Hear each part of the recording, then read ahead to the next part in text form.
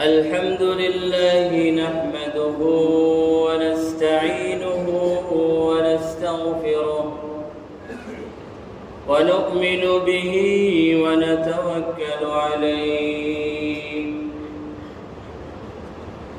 ونعوذ بالله من شرور أنفسنا ومن سيئات أعمالنا من يهده الله فلا مضل له ومن يضلله فلا هادي له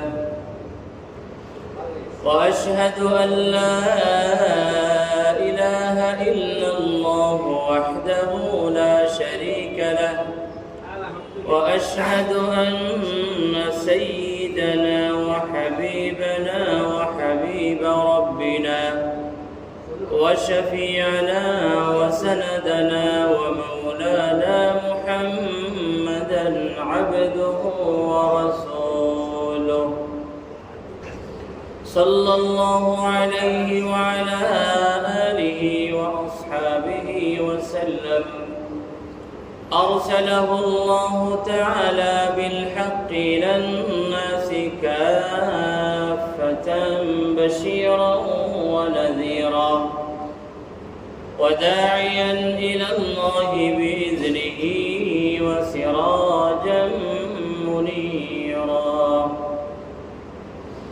أما بعد فأعوذ بالله من الشيطان الرجيم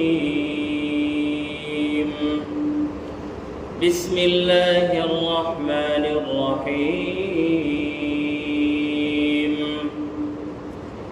إن أول بيت وضع للناس للذي ببكة مباركا وهدى للعالمين فيه آيات بينات مقام إبراهيم ومن دخله كان آمنا ولله على الناس حج البيت من استطاع إليه سبيلا ومن كفر فإن الله غني عن العالمين وعن أبي هريرة رضي الله عنه قال رسول الله صلى الله عليه وسلم من حج لله فلم يرفث ولم يفسق رجع كيوم ولدته أمه أو كما قال النبي صلى الله عليه وسلم يا رب صل على النبي وآله ما فاض نبع بالجداول أو جرى يا رب صل على النبي محمد ما شج جرح في سبيلك وانبرى صلى عليك الله يا خير الورى تعداد حبات الرمال وأكثرا صلى عليك الله في عليائه ما صاح داع للأذان وكبرا صلوا على المختار أحمد إنه أزكى الأنام وخير من وطئ الثرى بارك الله لي ولكم في القرآن العظيم ونفعني وإياكم بالآيات والذكر الحكيم ونحن على ذلك من الشاهدين والشاكرين والحمد لله رب العالمين. العالمين.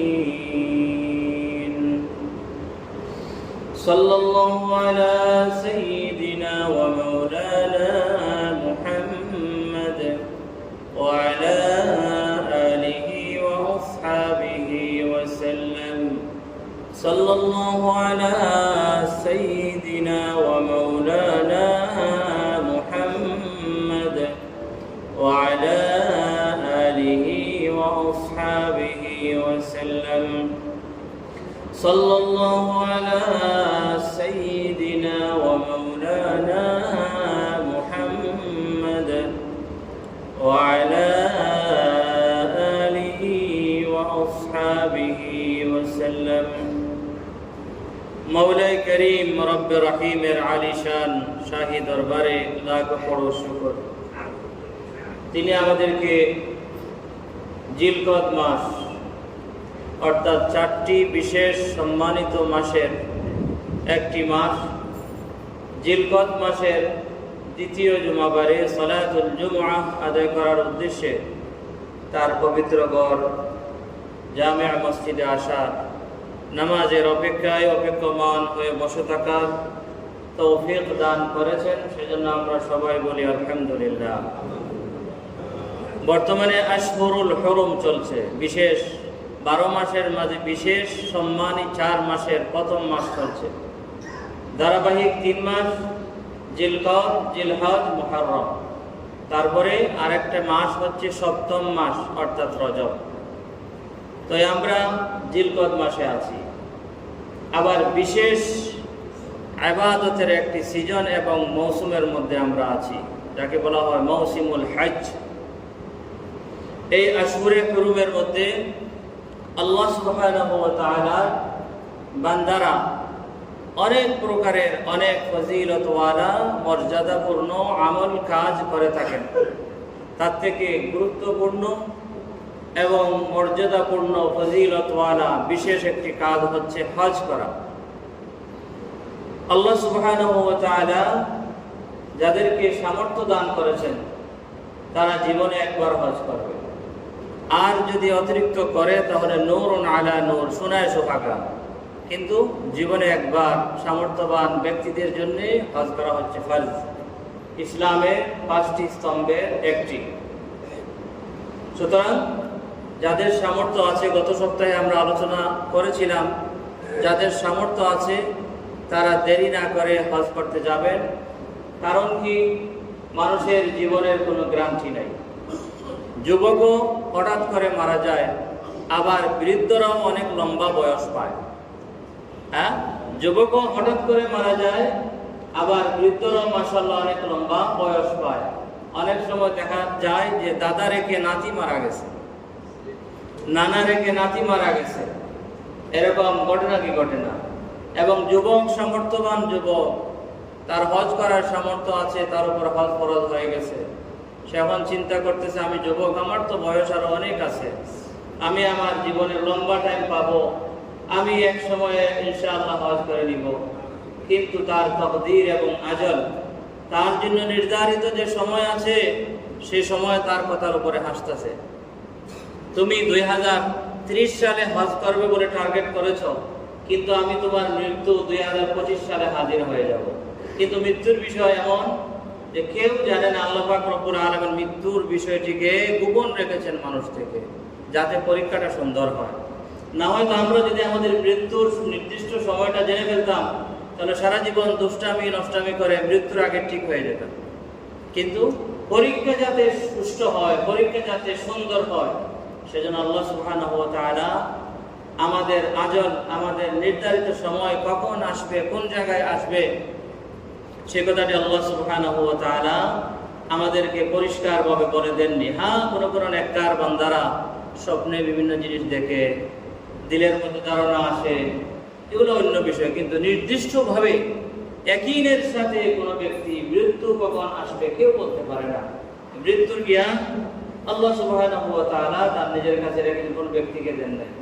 কিন্তু বিভিন্ন আলামত হয়তো থাকতে পারে, স্বপ্ন যুগে হয়তো আল্লাহ পাক কোনো খাস বান্দাকে দেখাই দিতে পারেন, অথবা দিলে ডালি দিতে পারেন। অনেক সময় আছে বুড়ারা বলে ছেলেদেরকে, বাবারা আমার যা মনে হচ্ছে আমি মনে হয় আর বেশি দিন থাকবো না।